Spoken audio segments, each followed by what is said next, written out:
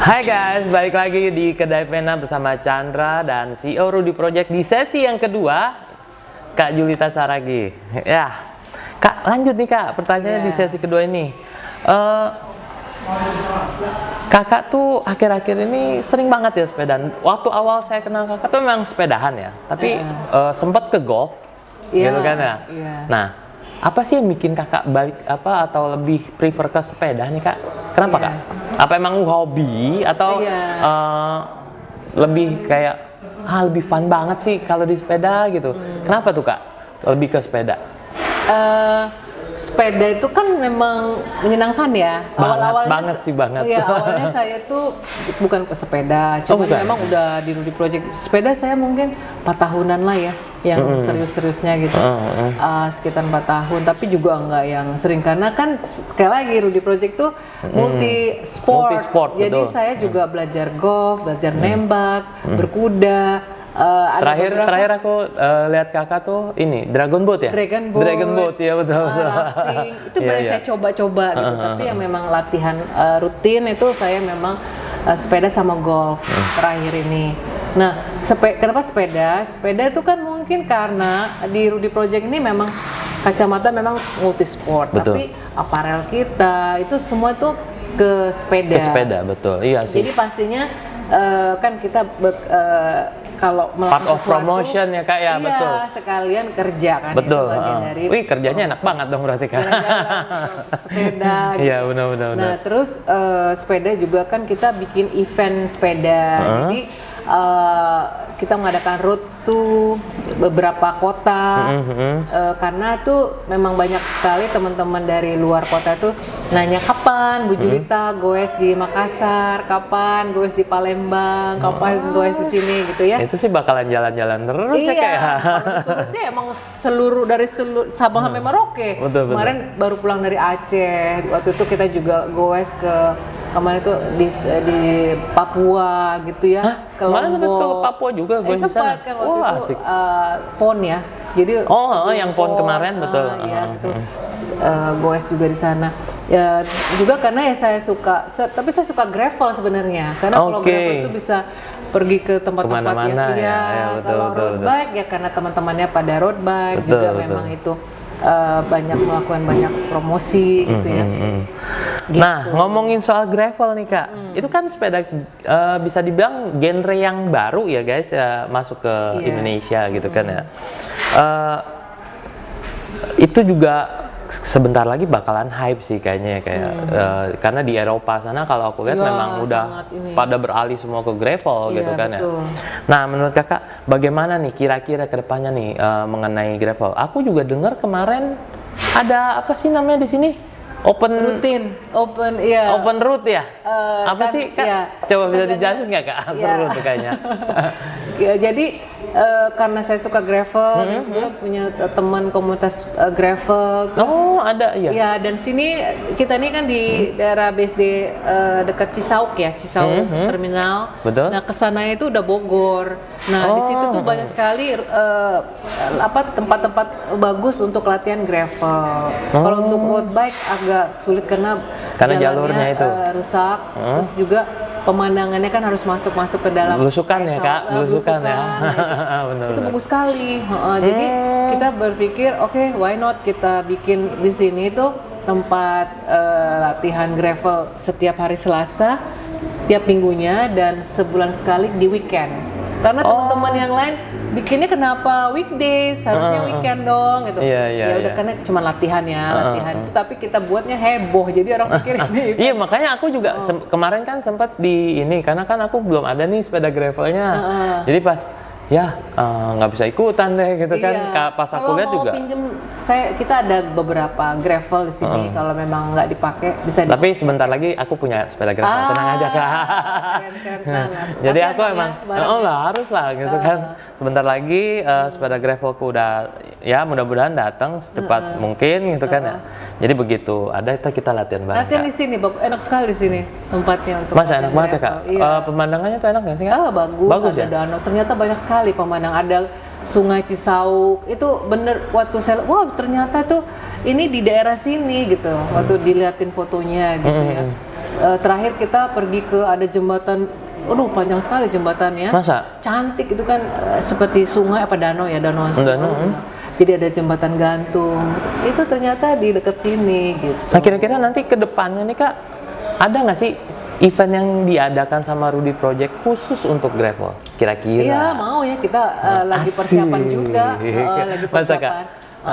Kita mau bikin event dalam waktu dekat ini, tapi setelah Lake Toba Bike Adventure ya. Oke. Ini sih keren banget ya, beberapa event yang diselenggarakan sama Rudy Project. Aras Adventure. Ya. Nah, ngomongin soal Aras Kak, gitu kan ya. Dari Rudy Project ini lahir ya, bisa dibilang lahir ya Kak ya? Iya. Lahir satu event manajemen mungkin atau apa tuh Kak? Iya, bisa dibilang event. Nah, bisa sedikit ceritakan tentang Aras Adventure nih Kak? Oke, bisa. Jadi ya kemarin tuh yang kita kan sering melakukan event-event, kegiatan-kegiatan, dan kita juga jadi kenal IO, jadi berteman gitu ya. Nah dari situ pastinya ada pemikiran-pemikiran yang wah seru nih kalau kita bikin satu event. Awalnya kan mempromosikan Rudy Project gitu. Betul, ya. Terus juga karena memang saya dari Sumatera dan ada panggilan ya ingin mempromosikan Danau Toba khususnya ya. Betul, tapi ya. secara umum Sumatera Utara. Mempromosikan pariwisata Sumatera Utara itu dengan olahraga, misalnya dengan sepeda, lari, mungkin menembak, nanti juga ada kayak apa. Nah, kebetulan kami tahu ya teman-teman di cabang olahraga ini, dan untuk memudahkan koordinasi dan segala macam, lahirlah Aras Adventure ini gitu. Dan kebetulan responnya baik sekali dan kita langsung misalnya tahun ini kita ada event Bukit Lawang Jungle Trail Run, yang mana itu kan lari lintas alam. Dan ketika itu tahun ini itu menjadi candidate race Asia Trail Master. Yang ini aku tahu tuh yang ngundang siapa? Iya, buat sertifikatnya apa? Iya, foundernya. Iya benar ya. Keren sih. Nah, Chris Van Velder ini udah datang kemarin ya waktu event itu ya, dan sudah menyatakan lulus untuk menjadi bagian dari seri Asia Trail Master. Di sertifikat langsung sama ownernya ya, foundernya ya. Tahun depan, ini kita setelah Lake Toba Bike Adventure kita persiapan. Sebenarnya kita udah persiapan untuk namanya nanti diganti, ada orang-orang utannya karena kita harus mensupport orang utan itu Sumatera juga rekomendasi dari prinsipal di mana Asia Trail Master agar nama orang utan itu disebut gitu. Karena gitu. itu adalah daya tarik daerah sana.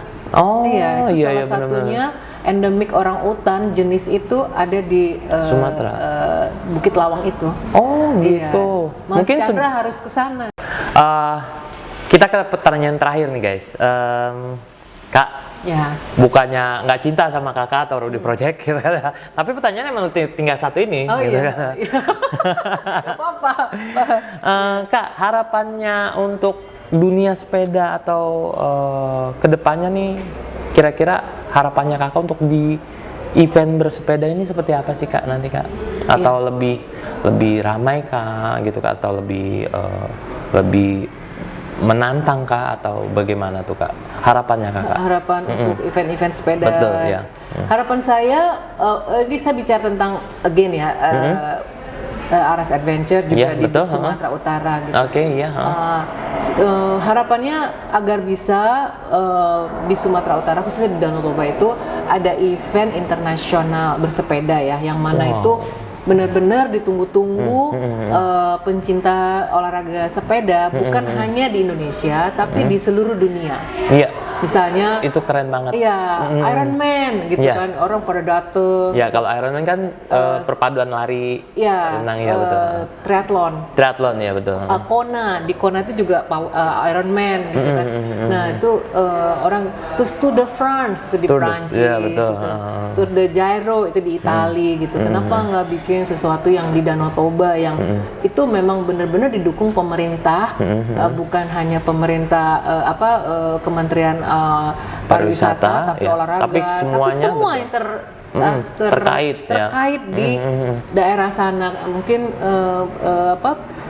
banyak lah ya kehutanannya, banyak sekali gitu. Dari dinas perhubungannya mungkin ya, betul. Pemerintah setempat daerah situ, gitu. Karena itu sangat-sangat bisa memberikan banyak sekali kontribusi pemasukan buat negara, buat daerah setempat. Betul, buat daerah setempat khususnya. Itu luar biasa, dan kita memang harus punya event internasional seperti itu gitu. Dan harus punya ya.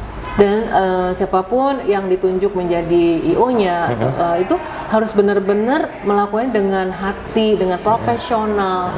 Jangan sampai ada informasi, isu-isu yang tidak baik gitu, misalnya menjanjikan satu hadiah tapi tidak dipenuhi. Seperti yang terjadi kemarin tuh kayak itu agak-agak melenceng. Itu sayangkan banget sih, benar-benar. Kan itu udah mulai yang baik ya, yang baik gitu. Apalagi yang dikecewakan internasional lagi, WNA gitu kan. Tahu lah yang masalah itu sebenarnya apa yang terjadi, saya nggak tahu, tapi kan masyarakat mendengar. Nah, ini kan kita melihatnya ke depan nih. Betul, kita memang harus bersatu bersama dan melakukannya secara profesional. Betul.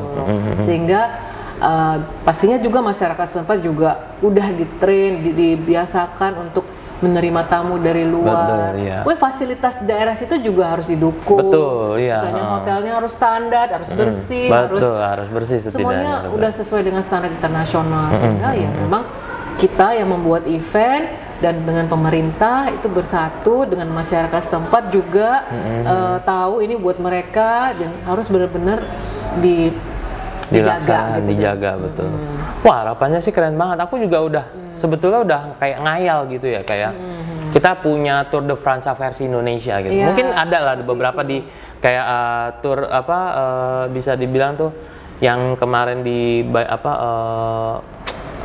Gunung Kidul gitu kan ya, itu ada juga gitu kan ya, tapi karena pandemik habis, dia nggak berkelanjutan gitu kan. Sayang kan. Sayang. Kalau bisa tuh memang dibuat tuh yang ikonik gitu. Betul. Harapannya sih keren ya untuk dunia bersepeda, bahwa di Indonesia nih potensinya tuh sangat besar ya Kak, untuk bisa melakukan international event itu yang annual di tiap tahunnya gitu, yang dimana ditunggu-tunggu seperti harapannya Kak Julita ini sebetulnya potensinya sangat besar.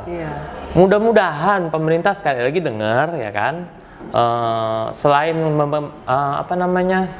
membangkitkan pariwisata, ekonomi, ya mau nggak mau kan banyak orang luar gitu kan yang datang ke sini, pastinya devisa juga makin bagus gitu kan ya, dan ekonomi di daerah tersebut yang di mana diselenggarakannya event tersebut ya pastinya juga akan meningkat dengan para turis itu, maupun turis lokal ataupun luar. Itu pasti jajan kan di situ gitu kan ya, itu meningkatkan ekonomi. Money pastinya. Betul ya. Dan mudah-mudahan sih bisa segera terlaksana, karena jujur pribadi saya juga udah bener-bener nunggu banget tuh kayak gitu. Terakhir yang aku tahu tuh eventnya Gravel Outbound, itu yang di Kansas. Itu internasional parah Kak gitu kan ya. Jadi seluruh dunia itu udah pasti nungguin gitu kan ya. Betul. Nah, yang aku dengar sebentar lagi ada beberapa produsen yang tahun kemarin dan tahun ini udah diikuti oleh beberapa brand sepeda lokal nih.